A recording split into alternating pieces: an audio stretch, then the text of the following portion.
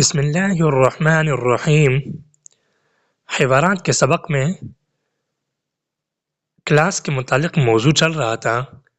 یہاں پر حوار بین المعلم والطلاب، یہ گفتگو ہے معلم، استاد اور طلبہ کے درمیان۔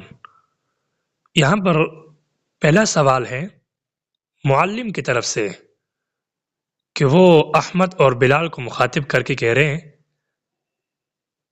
احمد و بلال، اے احمد اور بلال، فَلْيُسْمِعْ أَحَدُكُمَا الْآخَرَ، پس چاہیے تمہیں کہ تم میں سے ایک دوسرے کو سناؤ۔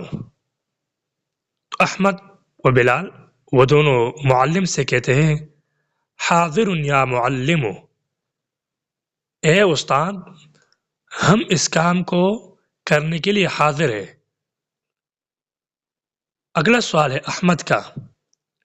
احمد بلال سے کہتا ہے، اسمعنی اولا ثم اسمعک، اسمعنی، آپ پہلے سنائیں مجھے، اولا پہلے، ثم اسمعک، پھر میں آپ کو سناؤں گا۔